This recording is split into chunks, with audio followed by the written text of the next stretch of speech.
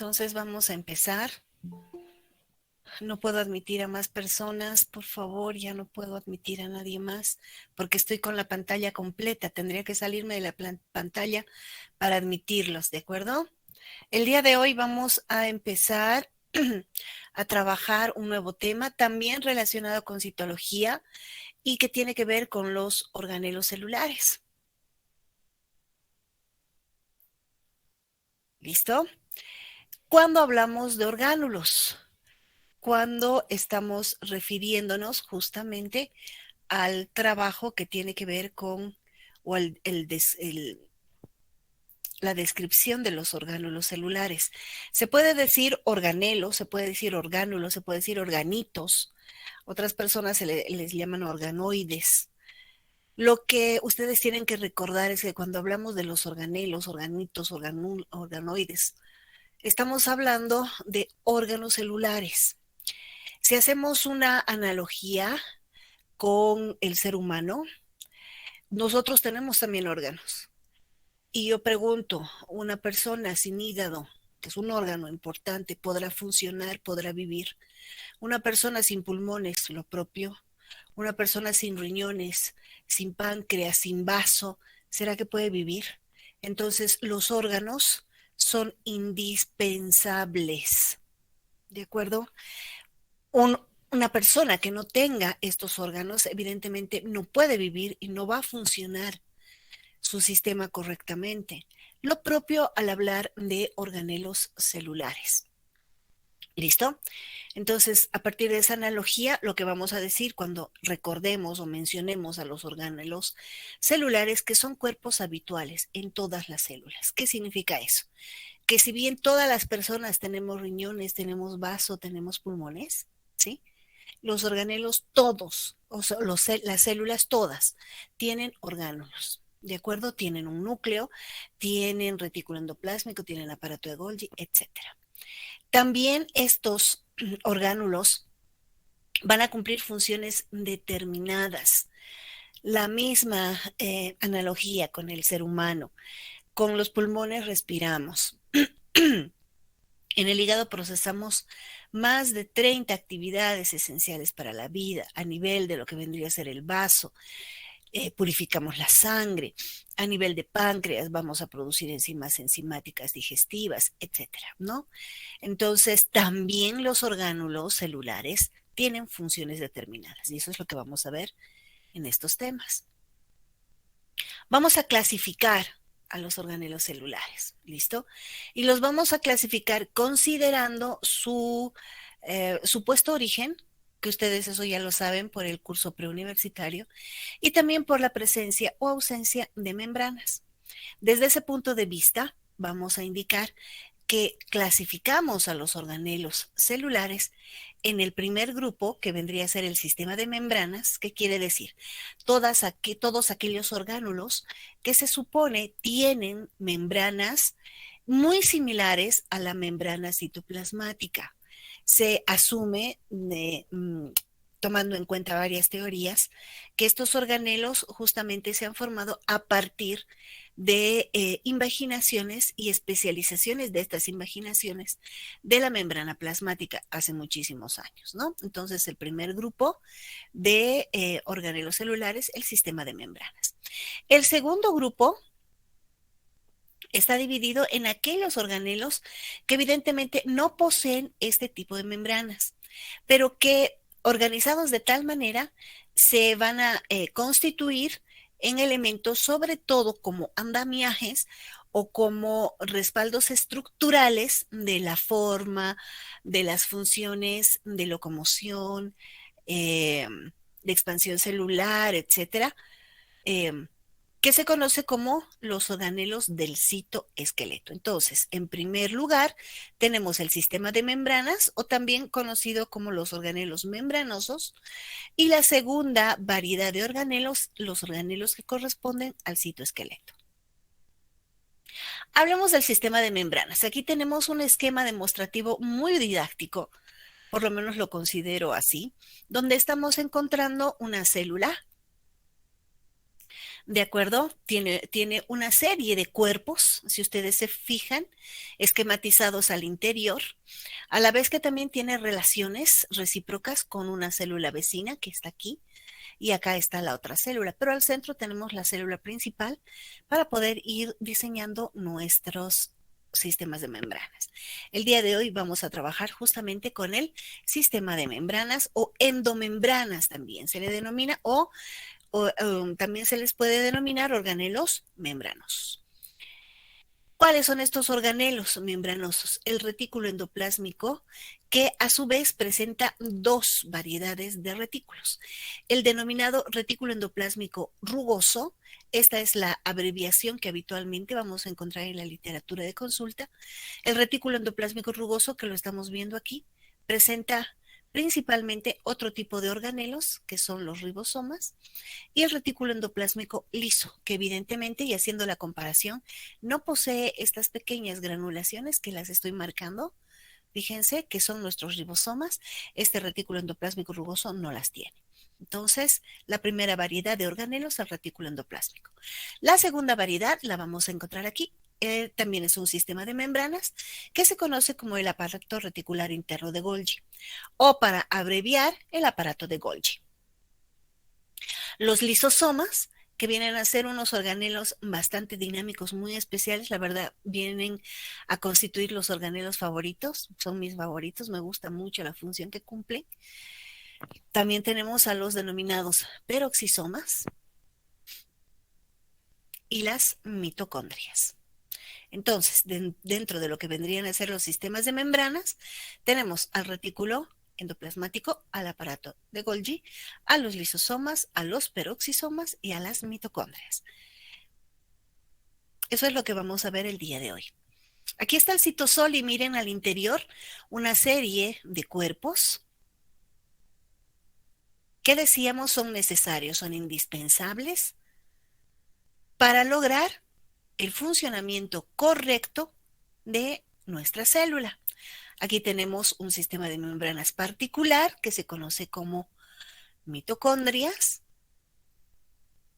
Aquí tenemos otras granulaciones que dependen de uno u otro sistema membranoso, lo vamos a ver, lisosomas, peroxisomas, retículo endoplásmico rugoso, próximo al núcleo, y aquí estamos viendo los ribosomas, por eso la característica de ser rugoso. Tenemos su variedad lisa, el retículo endoplásmico liso, y acá tenemos otro organelo muy interesante, el aparato de Golgi, encargado de procesar las proteínas que vienen desde el retículo endoplásmico rugoso. Eso lo vamos a ir explicando en el transcurso del tema. Perdón. Retículo endoplasmático. La función general de este retículo. Vamos a decir que evidentemente es un sistema de membranas. Está organizado como un orgánulo determinado por una serie de sáculos, que no son nada más que membranas superpuestas. Las estamos viendo aquí, los sáculos, que al superponerse tienden a aplanarse y determinan una estructura entonces membranosa, como si se tratara de discos superpuestos, pero continuos entre sí, lo que se conoce como sáculos o sistemas, o cisternas, perdón. Aquí están los sáculos o cisternas. ¿De acuerdo? Estos cisternas o estos sáculos tienen una estructura muy semejante a la de la membrana plasmática que ya hemos descrito. La función general de este retículo endoplásmico, fíjense que todavía no los estamos agrupando.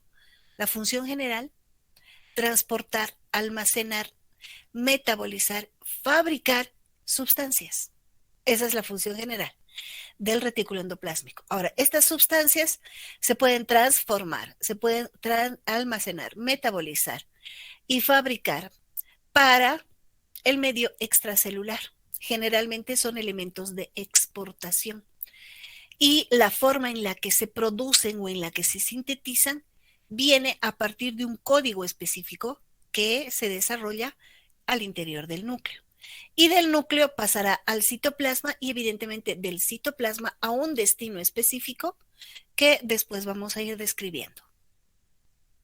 Como decíamos, este retículo endoplásmico tiene o está formado por túbulos membranosos interconectados como sáculos o como cisternas y se relaciona directamente del núcleo. Y desde ese punto de vista lo vamos a ver aquí. Aquí está el núcleo, miren. Este es el núcleo y lo vamos a ver también un poco más adelante cuando veamos núcleo, pero lo voy a adelantar un poquitito. El núcleo tiene dos capas, dos membranas. La membrana nuclear está dispuesta por dos capas, una interna y la otra externa. Y resulta que esta externa tiende, además de formar, perdón, parte de la membrana nuclear, va a formar, como ustedes lo están viendo aquí, una serie de pliegues hacia el citoplasma. Aquí está la membrana y se está formando, está desplegándose como pliegues hacia el citoplasma, en este sentido, que formaría el primer tipo de retículo, retículo endoplásmico rugoso.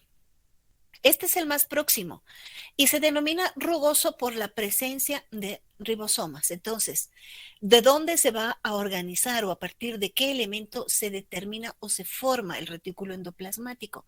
A partir de la membrana externa nuclear, ¿de acuerdo? Y ahí vamos a encontrar la presencia de ribosomas.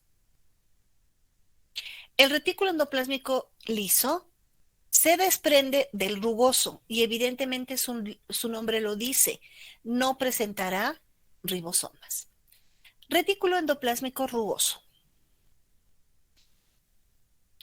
Este retículo endoplásmico rugoso, como lo estamos viendo al interior de la laminilla, es un orgánulo membranoso, posee ribosomas, como lo hemos visto, es sacular, por lo tanto presenta estas membranas aplastadas, diremos superpuestas, ¿de acuerdo? Interconectadas, que van a determinar esa organización en sáculos. Decíamos, se desprende, como lo estamos viendo, aquí está la membrana interna nuclear, la membrana externa nuclear y se está formando el sáculo del retículo endoplásmico hacia lo que vendría a ser el citoplasma. Las funciones del retículo endoplásmico rugoso tienen que ver sobre todo con la producción de proteínas. ¿De acuerdo? Quiere decir que sintetiza proteínas integrales de membrana. No se olviden, proteínas integrales. Sintetiza proteínas de secreción o de exportación. Almacena proteínas, señalización y producción de estas proteínas para la señalización específica, comunicación intercelular, el transporte intracelular y controla la cantidad de proteínas que la célula va a producir. Entonces, básicamente al hablar del retículo endoplásmico rugoso, estamos hablando de producción de proteínas. Ahora, al retículo endoplásmico rugoso se lo puede distinguir como una región basófila del citoplasma. No se olviden lo que significa el término basófilo, ¿de acuerdo? Y se encuentra muy bien desarrollado en cierto tipo de células que están condicionadas principalmente a la producción de proteínas específicas. Hoy me levanté con la garganta muy seca. Estas células, donde vamos a encontrar muy bien desarrollado este retículo endoplásmico rugoso, siempre van a tener una relación, decíamos, con producción de proteínas. Y cuando hablamos de producción de proteínas, utilizamos este término, blastos. Blastos significa formar. ¿De acuerdo? Entonces, las células que van a formar proteínas son las siguientes. Fibroblastos formarán fibras del tejido conectivo. Odontoblastos formarán la dentina del diente. Condroblastos, formador de cartílago, de matriz de cartílago. Osteoblastos, formador, en este caso, de matriz ósea. Ameloblastos, célula formadora de esmalte dental.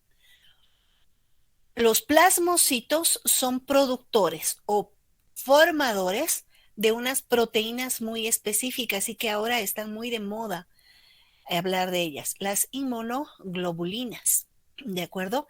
Y también muy desarrollado en células glandulares. Ahora, como es una región basófila, la podemos encontrar muy demarcada, muy identificada en preparaciones para microscopía de luz, de acuerdo, en estas células que se conocen como neuronas. Aquí hay una neurona, lo vamos a ver también más adelante, y estamos viendo el cuerpo de la neurona. Aquí está el cuerpo de la neurona, aquí está el núcleo, este es su nucleolo. Y en el cuerpo de la neurona vamos a ver una serie de gránulos, como los estoy marcando acá, de color morado. Por eso es cuerpos basófilos. A estos gránulos o cuerpos muy notorios, aquí estamos viendo otro ejemplo de estos cuerpos, se los conoce como la sustancia tigroide porque le da una apariencia como de la piel del tigre al cuerpo de la neurona, o también se conocen como los gránulos de Nissl, ¿de acuerdo? Los gránulos de Nissl. ¿Y qué son los gránulos de Nissl?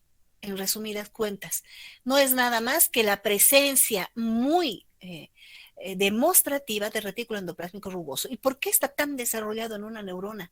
Porque la neurona viene a ser la célula más especializada, altamente especializada del cuerpo y principalmente formadora de proteínas, en este caso de neurotransmisores.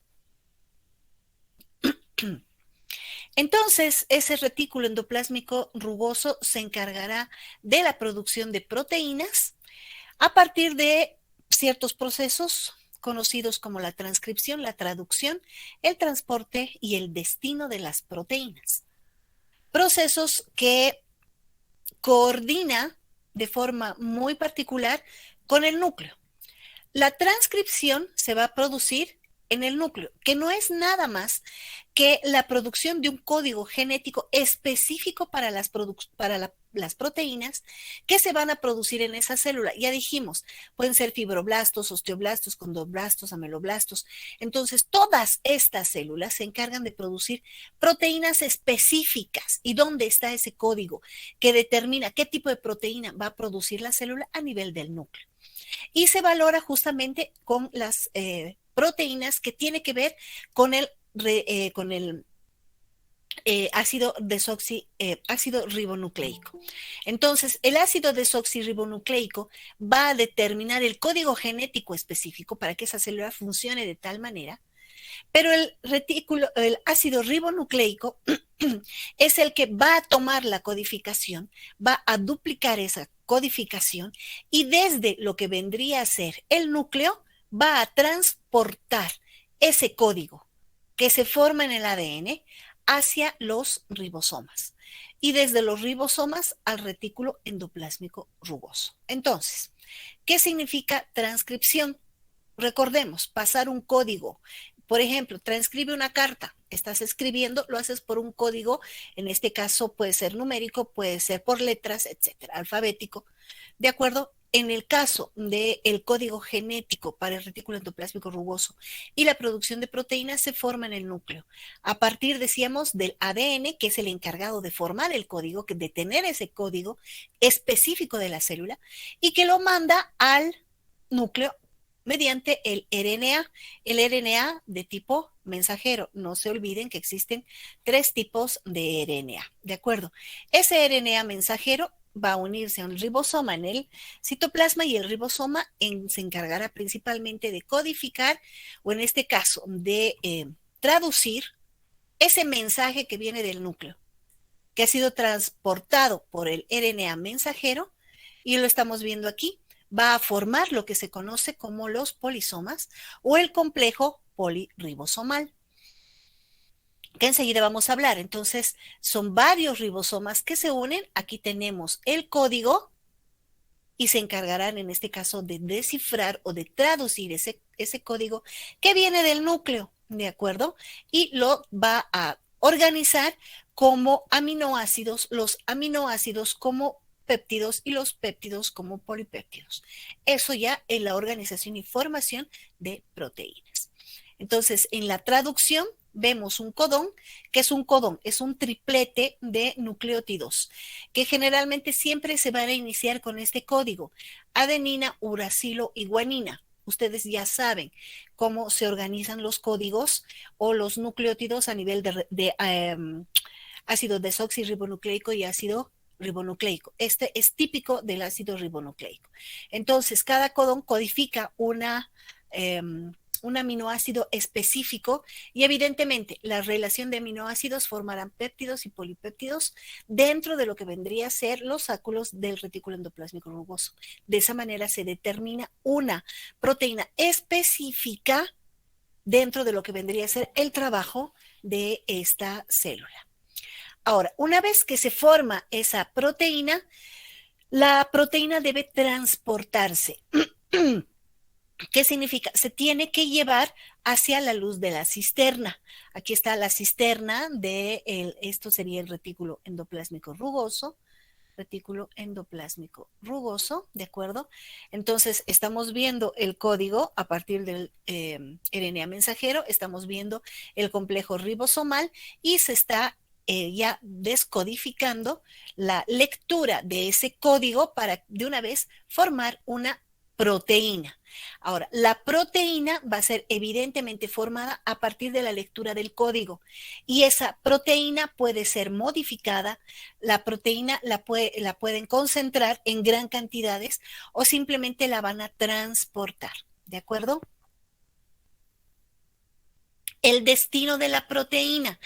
Una vez que se forma la proteína en el retículo endoplásmico rugoso, como lo estamos viendo aquí, aquí está el núcleo, aquí está el retículo endoplásmico rugoso, ¿de acuerdo? Vamos a borrar esto para que ustedes lo vean mejor.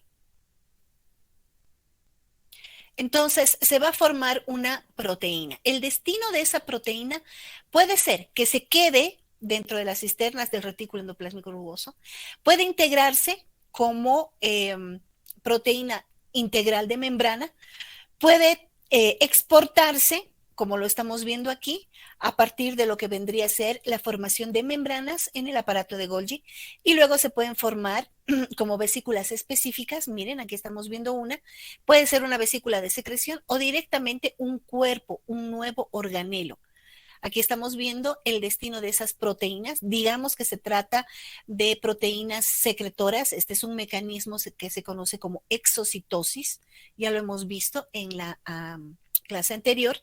Y también se pueden formar lisosomas. Entonces, ¿dónde es que se van a formar los lisosomas?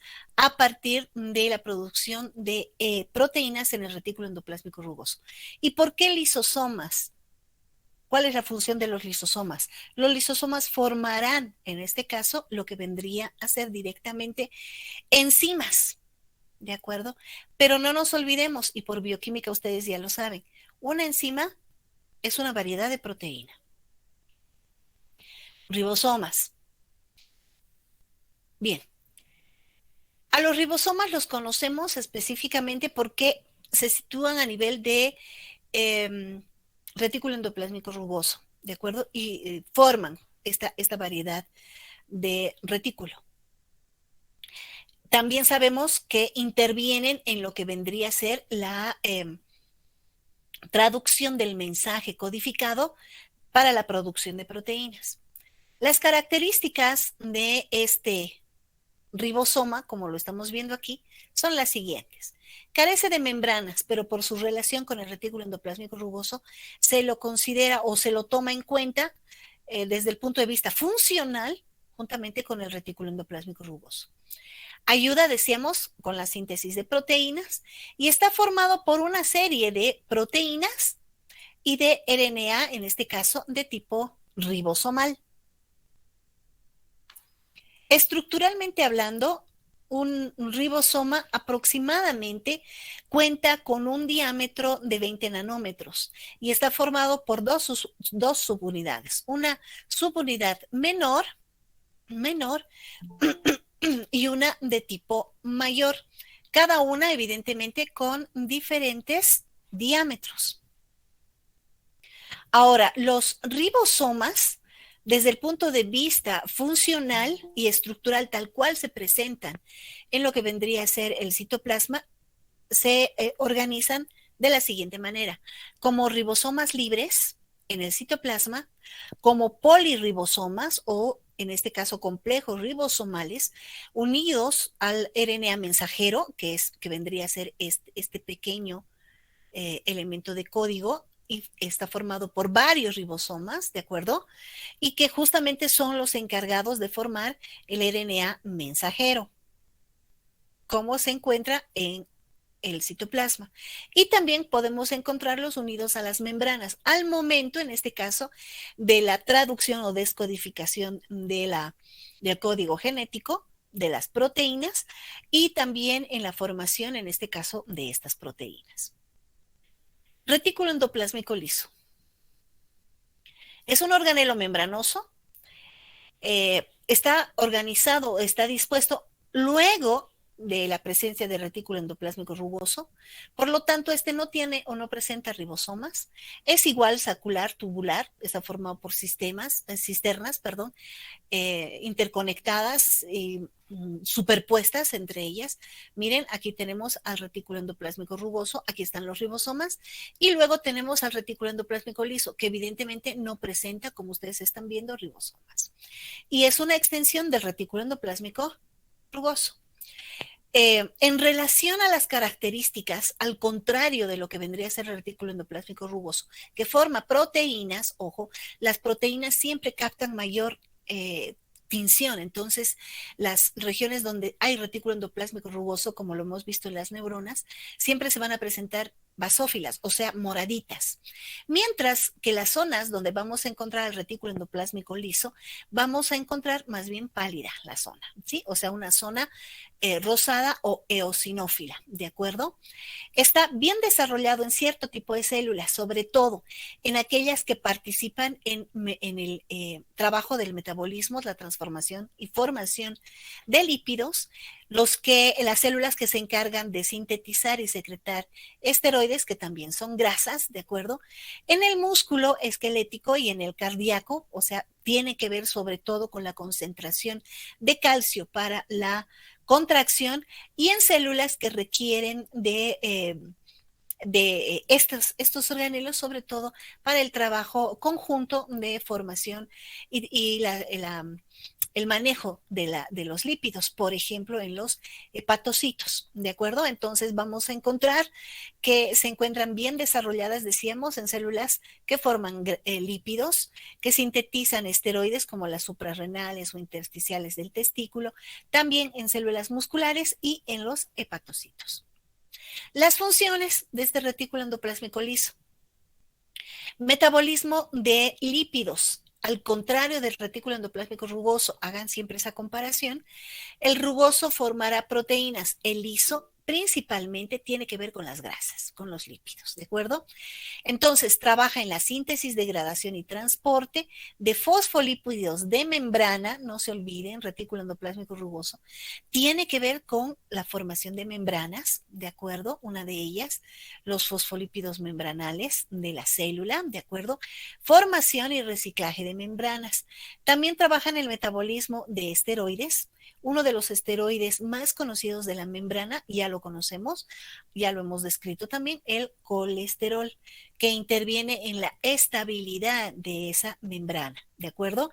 Entonces, a partir de ese colesterol, sobre todo la transformación de progesterona, estrógenos, testosterona y vitamina D. También trabaja en el metabolismo del glucógeno, ¿de acuerdo? Y el glucógeno viene a ser un elemento, sobre todo para la transformación de energía. El glucógeno es azúcar, en pocas palabras. Entonces, si trabaja en el metabolismo del glucógeno, evidentemente va a trabajar también en la glucogenólisis, que viene a ser la degradación, en este caso, de partículas de glucógeno para liberar glucosa o determinar en la liberación de glucosa, la formación de energía. Almacenamiento y liberación de calcio, eso lo hemos visto y lo vamos a ver muy bien descrito, sobre todo cuando veamos músculo, los fenómenos de contracción. Y también trabaja en desintoxicación de fármacos, ¿de acuerdo? O sea, aquellas sustancias que son malas para el cuerpo son eliminadas a partir del hígado. Aparato de Golgi.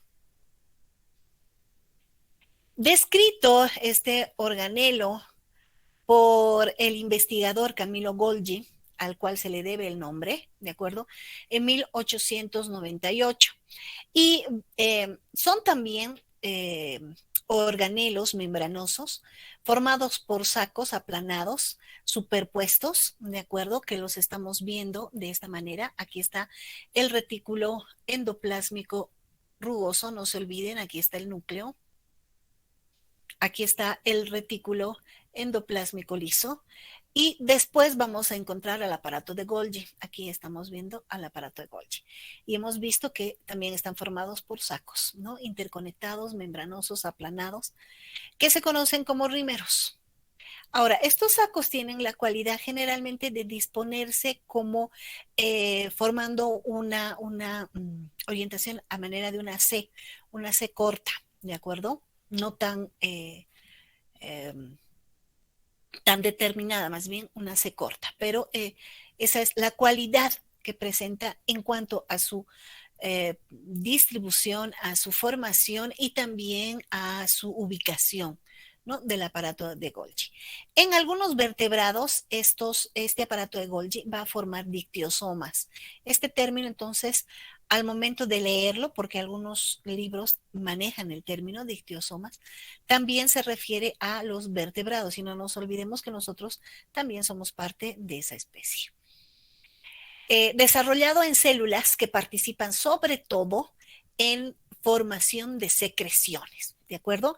Entonces, todas esas células que forman proteínas, ¿de acuerdo? Necesitan que estas proteínas, como secreciones, se vacíen al medio extracelular por mecanismos de exocitosis, pero las proteínas no pueden ir solas. Las proteínas tienen que ir cubiertas por membranas. ¿Y dónde se forma esa cubierta membranal que se encarga de formar una vesícula de secreción? En el aparato de Golgi. Y la proteína se forma, no se olviden, en el retículo endoplásmico rugoso. Entonces, este tipo de organelo, el aparato de Golgi, está muy bien desarrollado en células que se encargan justamente de exportar proteínas, como los plasmocitos, como los osteoblastos y como las células glandulares. Todo lo que es blastos, dijimos, tiene que ver con proteínas, pero a su vez las proteínas de exportación tienen que ver con membranas. ¿De acuerdo? Entonces, donde veamos el término blastos, vamos a recordar, es productor de proteínas específica, de acuerdo al tipo, ¿verdad? Pero también vamos a decir que estas proteínas van a ser exportadas, ¿de acuerdo? Tiene que haber membranas. Por lo tanto, las células que tienen esta denominación blastos son células que tienen una ultraestructura de un desarrollo de retículo endoplásmico rugoso y de aparato de Golgi muy amplio, muy grande. ¿Listo? Entonces, es muy fácil darnos cuenta y tratar de orientar nuestro entendimiento de la ultraestructura celular con la funcionalidad de la célula por el término blasto, ¿no? Retículo endoplásmico rugoso, aparato de Golgi, vesículas secretoras muy desarrolladas y numerosas, ¿de acuerdo? Y como dijimos, sintetizadoras de membranas. Aquí estamos viendo los plasmocitos y miren estas zonas que decíamos, es una zona acidófila, ¿de acuerdo? Y cuando hablamos de basofilia, estamos hablando de elementos muy moraditos y la acidofilia con zonas pálidas, más rosadas. Entonces, miren esta región. ¿Sí? Si este es el núcleo, aquí tenemos una región más pálida, aquí tenemos una región pálida, aquí tenemos el núcleo y otra región pálida. Estas regiones pálidas nos hablan de la presencia del aparato de Golgi. Ahora, las cisternas del aparato de Golgi van a organizarse en 3 regiones. La zona que recibe las proteínas se conoce como la cara cis o formadora. Tenemos la cara medial del aparato de Golgi y luego tenemos la cara madura o la cara trans, que es la más alejada del retículo endoplásmico rugoso y próxima a la membrana. Digamos que aquí tenemos la membrana. Entonces, como ustedes han visto, el retículo endoplásmico rugoso exporta la proteína y debe llegar a la cara cis, atravesar la cara medial y luego dejar la cara trans como vesícula cubierta de membrana. Entonces aquí tenemos la proteína y su membrana. A eso se denomina vesícula. Las funciones del aparato de Golgi. Está relacionado con el retículo endoplásmico rugoso, ya lo hemos dicho. Tiene que ver con mecanismos, en este caso, de producción de secreciones, síntesis de membranas, formación de lisosomas, ya hemos explicado por qué, y también síntesis de glúcidos. ¿Por qué? Porque tiene que ver con el retículo endoplásmico liso. Entonces, aquí estamos viendo proteínas especiales y al interior de lo que vendrían a ser las cisternas de Golgi es que se forman las membranas que forran esa proteína y que luego la pueden asimilar para los propios sistemas de membranas, para la formación de vesículas secretoras de exportación o también para formar estos organelos que están determinados sobre todo para formar o determinarse mediante la secreción de enzimas. ¿De acuerdo? Entonces, estas proteínas neosintetizadas van desde la cara, desde el retículo endoplásmico rugoso, ya hemos visto, a la cara cis, donde se modifican, se clasifican y se empaquetan. Imagínense que ustedes reciben un regalo y lo tienen que forrar como los regalos de Navidad. Esa es la función que cumple el aparato de Golgi, como lo estamos viendo aquí. Aquí se está formando el retículo, perdón, el RNA mensajero. Aquí estamos viendo los complejos ribosomales, estamos viendo la traducción del el mensaje codificado. Este es retículo endoplásmico rugoso. Y la proteína ya se ha sintetizado y esta proteína tiene que enviarse a lo que vendría a ser la cara cis, la cara medial, la cara trans de Golgi. En estas regiones se va a formar una membrana, se sintetizan membranas y se determinan entonces vesículas de diferentes categorías. Ya dijimos, puede ser directamente vesículas para la formación de membranas, vesículas secretoras o lisosomas. Esto es microscopía electrónica de transmisión, ¿de acuerdo? No es barrido, ojo. Esto es transmisión o convencional. Y aquí estamos viendo justamente la localización, la forma que describe la literatura, el aparato de Golgi, tal cual nos lo muestran generalmente los esquemas demostrativos. ¿De acuerdo? Entonces, dijimos que es en esta zona es que se forman las vesículas para diferentes destinos, para las regiones vasolaterales, apicales, los lisosomas, para exportación, etcétera. Los mecanismos de secreción del aparato de Golgi básicamente se pueden clasificar en dos. En un mecanismo de secreción constitutivo y uno de forma regulado. Aquí estamos viendo la secreción constitutiva y este gráfico, la secreción regulada. Vamos a seguir los dos gráficos para ir describiendo los tipos de mecanismos, ¿de acuerdo? Empecemos con el denominado de secreción constitutiva.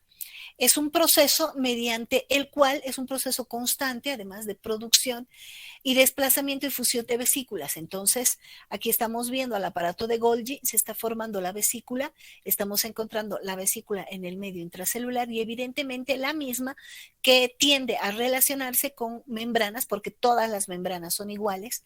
Esta membrana tiene una membrana igual a la del plasma-lema y evidentemente la fusión de membranas va a facilitar la exportación o la exocitosis de las secreciones que se producen a nivel celular. No nos olvidemos que la proteína no la produce Golgi, la produce el retículo endoplásmico rugoso o el liso. ¿Qué es lo que hace Golgi? Va a producir la membrana que se encarga de englobar y de formar la vesícula secretora. El mecanismo de secreción regulada se da específicamente en células especializadas para la secreción, aquellas que formarán hormonas, las neuronas, que hemos visto que se encargan de formar proteínas, en este caso neurotransmisores, en células epiteliales del aparato digestivo y glandulares sobre todo, ¿no? A partir de mecanismos, en este caso, que facilitan también la exportación de estas secreciones. Mitocondrias. Al hablar de mitocondrias hablamos de un organelo membranoso. Ustedes saben, se supone que el origen de ellas tiene que ver sobre todo con la endocitosis de diferentes tipos de células productoras o facilitadoras, no productoras, sino aquellas que trabajan con el mecanismo de, a partir del oxígeno, ¿verdad? Lo que se conoce como la teoría endosimbiótica de Margulis. Entonces, se supone que este organelo antiguamente, cuando empezaron a capacitarse las células primitivas, ¿de acuerdo? Era un organelo que trabajaba justamente con el metabolismo del oxígeno, ¿sí? Entonces, una célula mayor que estaba en proceso de mejorar sus sistemas de supervivencia, ingiere a otra más pequeña, pero con una cualidad, el metabolismo del oxígeno. Entonces, es ese tipo de relación endosimbiótica, por eso se denomina hacia el interior, ¿de acuerdo? Mantenía a una célula pequeña a salvo al interior de una célula grande, y a la célula grande le daba la posibilidad de trabajar con otros elementos, además de los que ya conocía, para mejorar sus sistemas de supervivencia, ¿no? Desde ese punto de vista, entonces, las mitocondrias están básicamente formadas por lipoproteínas, por enzimas y por coenzimas. Vamos a encontrar siempre mitocondrias abundantes en las células porque son las que van a proporcionar energía a la célula. Dependiendo del tipo de célula, encontraremos que unas células tienen mayor cantidad que otras. Pero más o menos el tamaño de estas mitocondrias oscila entre 0.5 a 1 micrómetro de diámetro, ¿no? Y de 7 micrómetros de largo, dependiendo también del tipo de célula, ¿no? Constantes, numerosas, dijimos en todas las células, pero más numerosas en células que requieren mucha energía porque tienen muchas actividades. Por ejemplo, las células hepáticas y las células musculares que intervienen en procesos de contracción. Y aquí estamos viendo, entonces, estas vendrían a ser microfotografías, ultramicrofotografías ya de microscopía de barrido. El centro energético, ya lo dije, y tienen la posibilidad de cambiar la ubicación y la forma que éstas tienen. Y una cualidad, pueden replicarse, se dividen en interfase celular, ¿sí? Después voy a hablar de lo que es interfase cuando lleguemos a núcleo, pero ustedes recuerden que pueden dividirse. Asumen diferentes formas, pueden ser ovales, pueden ser un poco más esféricas, pueden ser elongadas, ¿de acuerdo? Y localizadas a diferentes niveles de la célula. La estructura que tiene este organelo está básicamente formado por dos tipos de membranas y dos compartimientos. Los vamos a ver aquí. Hacemos un corte, en este caso sagital, y vamos a ver la estructura que tiene este organelo. Aquí estamos viendo en microscopía electrónica de transmisión y la membrana externa y la membrana interna que forma pliegues y los compartimientos que dijimos entre las membranas y entre las crestas o pliegues. Vamos a ir describiendo las cualidades de la estructura de la mitocondria a tiempo de seguir con este gráfico demostrativo. Lo primero que vamos a indicar es que tiene dos membranas, dijimos. Una externa, que la estamos viendo aquí, es lisa, que engloba o forma toda la estructura general de esta mitocondria. Y luego la interna, que se pliega, forma pliegues o crestas, como lo estamos viendo, al interior de la primera, o sea, de la membrana externa. Presenta un espacio intermembranal entre lo que vendría a ser la cubierta externa y la zona de las crestas, y también un compartimiento que se conoce como matriz. Esa matriz va a estar localizada dentro de lo que vendrían a ser las crestas o los pliegues de la mitocondria. Características de la membrana externa. Aquí está la membrana externa, fíjense, esta es la externa, ¿de acuerdo? Esta es la membrana externa. Entonces, vamos a decir que su espesor oscila entre 6 a 7 micrómetros, es muy delgadita. Tiene o está formado por proteínas transmembranales de paso múltiple, que también ya las hemos descrito, que se conocen como las denominadas porinas. Otro dato interesante de esta membrana es que a su vez también contiene una serie de fosfolípidos y también de citocromos y algunos elementos adicionales como las flavoproteínas. Aquí vamos a poner a las porinas, que dijimos son proteínas transmembranales. Entonces aquí estamos construyendo nuestra membrana mediante las porinas. La membrana interna, que dijimos, está formada o determina en este caso organización de crestas o de pliegues internos a la membrana externa. Esta es la membrana externa y aquí están nuestras porinas. Ahora vamos a indicar que esta membrana interna está formada por fosfolípidos que se conocen como cardiolipinas. Estas cardiolipinas son impermeables a cierto tipo de iones y evidentemente si son impermeables van a regular el ingreso y la salida de proteínas, ¿de acuerdo? Ahí vamos a encontrar a la cardiolipina siendo parte de la membrana interna. Ahora, al interior de la propia membrana interna también vamos a encontrar algunas regiones como sitios catalíticos activos, sobre todo para la síntesis de energía, de ATP, determinando el fenómeno de la fosforilación oxidativa. A este tipo de regiones las vamos a conocer como oxisomas, que básicamente son proteínas, en este caso, también transmembranales, con una cabeza hacia las zonas externas, el cuerpo hacia la región de la cresta o de la membrana, y decíamos específica sobre todo para el manejo de ATP. Espacio intermembranoso, como lo estamos viendo aquí, la membrana externa, las crestas y entre ellas el espacio intermembranal. ¿De acuerdo? ¿Qué es lo que vamos a encontrar? Sobre todo una variedad de enzimas, ¿no? Creatinsinasas, adeninilcinasa y citocromo, sobre todo el citocromo de tipo C. Este citocromo C es específico para dar paso a lo que vendrían a ser mecanismos de apoptosis. Matriz. Aquí estamos viendo otro esquema, membrana externa. Aquí estamos viendo las crestas, ¿verdad? Las crestas. Aquí estamos viendo el espacio intermembranal, ¿sí? Y la matriz entre las crestas. Está formada principalmente por una sustancia viscosa que tiene gran cantidad de proteínas y de enzimas. Es donde va a producirse sobre todo el trabajo de la fosforilación oxidativa o el ciclo de Krebs. ¿De acuerdo? Y también vamos a encontrar una serie de gránulos especiales que se conocen como matriciales que ayudan al almacenamiento de calcio.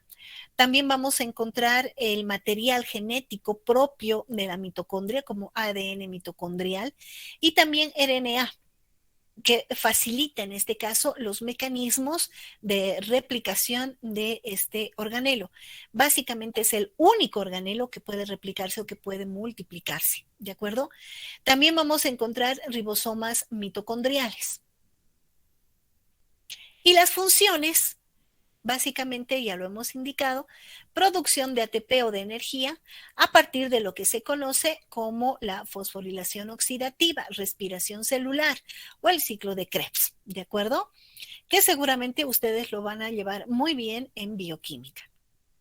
No nos olvidemos que es a este nivel y sobre todo con la presencia del citocromo de tipo C que se da inicio al fenómeno de la apoptosis. Lisosomas. Los lisosomas son vesículas rodeadas de membranas, igualmente. El origen lo hemos visto hace un momento, a partir del retículo endoplásmico rugoso como proteínas, las enzimas son proteínas, y se va a formar una membrana alrededor de estas proteínas enzimáticas en el aparato reticular interno de Golgi. El diámetro puede variar de 0,3 a 0,5 micrómetros de diámetro. Son muy abundantes en cierto tipo de células y se pueden identificar sobre todo a partir de este trabajo de histotecnia, la inmunohistoquímica, ¿no? Tienen diferentes formas, como lo estamos viendo, pero básicamente son elementos esféricos u ovoidales, como lo vemos en la imagen demostrativa, pero pueden, decíamos, adoptar otro tipo de formas, lo que se conoce como pleomorfismo. O sea que pueden tener muchas formas, ¿no? Y están presentes en casi todas las células, a excepción de un grupo de células particulares, los denominados eritrocitos. ¿Qué es un lisosoma? Básicamente son enzimas hidrolíticas o hidrolasas, asas es el término que identifica las enzimas, ¿de acuerdo? Rodeadas de membranas, ¿no? Entonces, enzimas y membranas, ¿no? Más de 40 variedades de enzimas, depende el tipo de célula, ¿ya? Pero básicamente estas enzimas se pueden agrupar dentro de lo que vendrían a ser enzimas que se encargan de catalizar proteínas, proteasas, ácidos nucleares, las nucleasas, glucosa, glucosidasas, grasas, lipasas, fosfolípidos, fosfolipasas y las arilsulfatasas. Se las conoce, tal vez una denominación un poco romántica, como las bolsas suicidas, ¿de acuerdo? Y aquí la demostración, la proteína, la membrana, la estamos viendo aquí, y las diferentes proteínas enzimáticas, que se conoce como enzimas hidrolíticas. El origen, ya lo dijimos, el origen parte desde el retículo endoplásmico rugoso, llega al aparato de Golgi y evidentemente ahí se va a formar la vesícula que engloba ese bagaje tan importante de proteínas. Las enzimas son catalizadoras, o sea que tienen la cualidad de disociar sustancias. Entonces, necesariamente estas enzimas requieren membrana. Caso contrario, podrían liberarse al interior de la célula y autodigerir a la célula. En realidad, este fenómeno se da cuando la célula empieza un proceso que se conoce como muerte celular. Y la autodigestión se conoce también como autólisis, ¿de acuerdo? Existen diferentes tipos de lisosomas y los vamos a ir viendo siguiendo este gráfico, ¿de acuerdo? Aquí tenemos al aparato de Golgi, que evidentemente va a formar la membrana que recubre a las hidrolasas. Y ahí tenemos lo que se conoce como el primer tipo de lisosoma o lisosoma primario, que está recién formado, ¿de acuerdo? Enzimas más membrana. Este lisosoma primario, entonces, va a unirse a un endosoma. ¿Y qué es un endosoma? No es nada más que, digamos, un cuerpo X, puede ser una bacteria, puede ser un fragmento de polvo, etcétera, que ha sido rodeado de membrana por la célula fagocitaria. Este fenómeno se conoce como fagocitosis.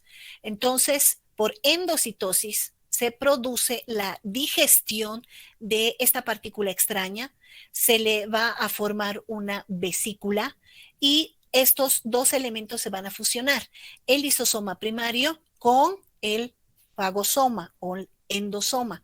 Y aquí vamos a encontrar entonces la fusión de ambos va a ser un lisosoma de tipo secundario. Aquí estamos viendo la formación de este lisosoma secundario por fusión de este lisosoma primario a este endosoma.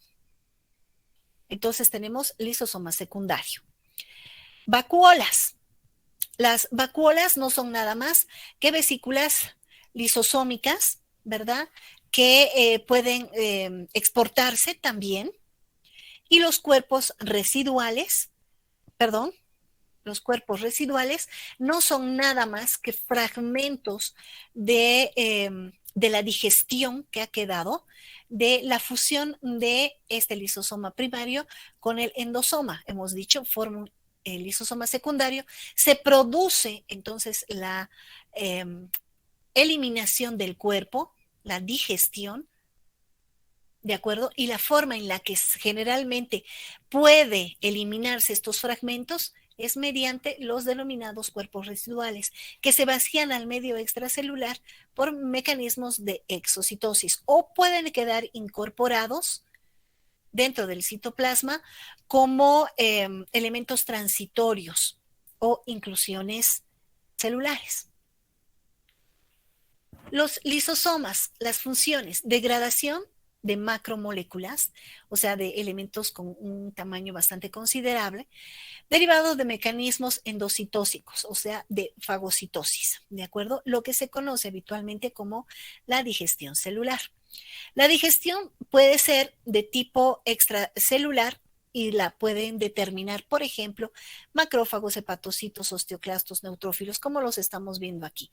A estas células se conoce como células, en este caso son macrófagos del tejido óseo, ¿de acuerdo? Y pueden producir fenómenos de digestión extracelular. Los fenómenos de digestión intracelular evidentemente se dan al interior de la célula por trabajo de fagocitosis, que también es una variedad de endocitosis, como ustedes ya lo saben.